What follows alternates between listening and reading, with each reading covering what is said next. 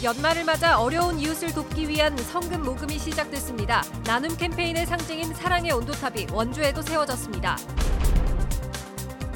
원주 교도소 이전 예정지 주민들이 마을 지원 사업 추진을 놓고 반발하고 있습니다. 원래 계획대로 공공타운을 건립하라고 원주시에 촉구했습니다. 금강산 관광 20주년 기념 행사가 4년 만에 금강산에서 열렸습니다. 육로 관광 재개에 대한 기대감이 커지고 있습니다. 시멘트 생산에 새로운 세금을 부과하는 법률안에 대해 국회가 심사에 착수하기로 했습니다. 찬반 대립이 격화되고 있습니다.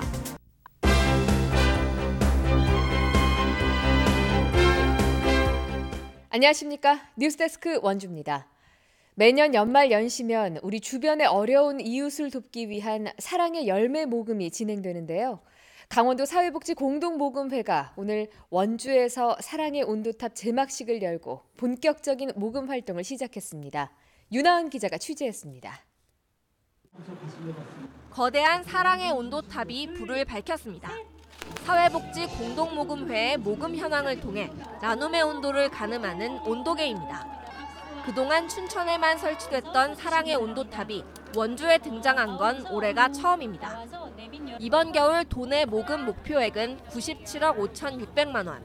1%인 9,756만 원이 모일 때마다 사랑의 온도가 1도씩 올라갑니다.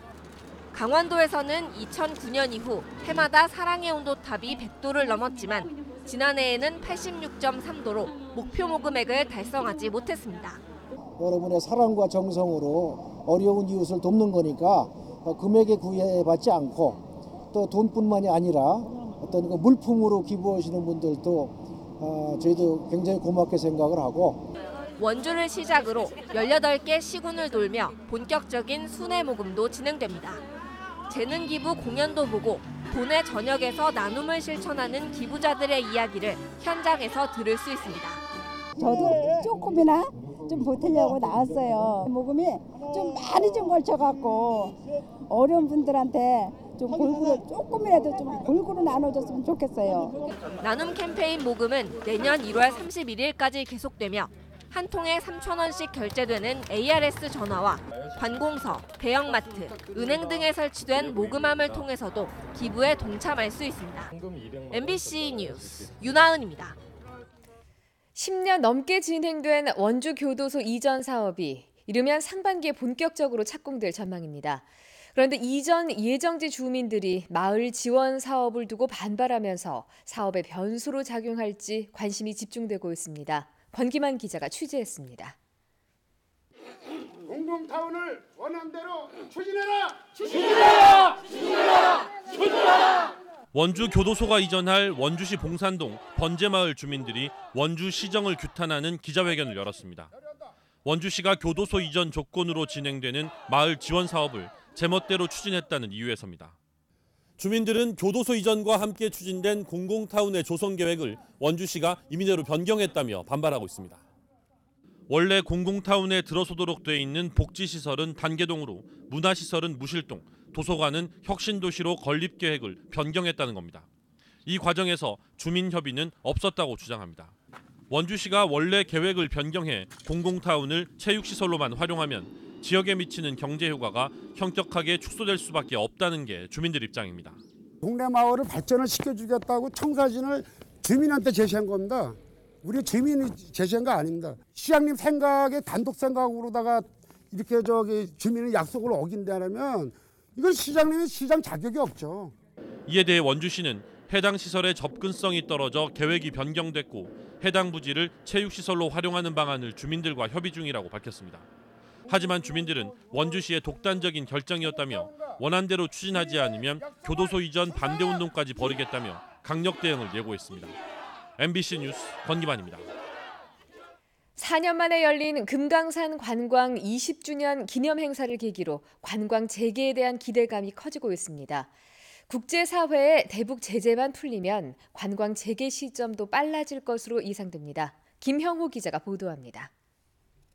북한의 금강산 호텔 앞 남과 북의 사람들이 길게 늘어서 반갑게 악수를 나눕니다. 금강산 관광 20주년을 기념하는 화려한 공연과 함께 의미를 되새기는 영상이 상영됩니다. 지난 2014년 이후 4년 만에 열린 금강산 관광 기념식을 다녀온 남측 인사들은 하나같이 북한의 변화된 분위기를 언급했습니다. 여기 금강산에 가보면 옛날에 이제 붉은 글씨로 정치 구호 같은 것들 많이 새겨놨었는데 그게 전부 제거된 상태가 되겠습니다. 우리들이 가기 편하게 된 상태로 비정치적으로 이렇게 바꿔놨다는 것을 확인한 것이 큰 성과라고 하겠습니다. 시설도 관광객을 맞을 준비가 잘 돼 있었다는 평가가 나왔습니다. 금강산 관광 재개를 상당히 절실히 희망하고 있다는 느낌을 받았습니다. 여러 가지 다 깨끗하게 정리를 해놨어요. 시설도 그렇고 온천장도 이제 가동을 시작을 했고. 금강산 지역의 변화된 분위기가 확인된 만큼 관광 재개 준비에 맞춰 고성군도 지역의 시설을 확충하는 등 준비를 서두르고 있습니다. 관광객들이 많이 오면은 여러 가지 이제 그 상가 이런 부분들에 대한 단장을 준비를 하고 있습니다. 국제사회의 대북 제재만 해결되면 금강산 관광 재개는 이제 시간 문제라는 전망이 힘을 얻고 있습니다. MBC 뉴스 김영호입니다. 시멘트 생산에 새로운 세금을 부과하는 법률안에 대해 국회가 본격적인 심사에 착수하기로 하자 찬반 대립이 격화되고 있습니다. 찬성 측은 이번 정기국회에서 통과시키라고 요구하고 있고 시멘트 업계는 강력히 반발하고 있습니다. 유인호 기자가 보도합니다. 이철규 의원이 대표 발의한 지방세법 개정안은 시멘트 1톤을 생산할 때 1,000원의 지방세를 부과하는 내용입니다.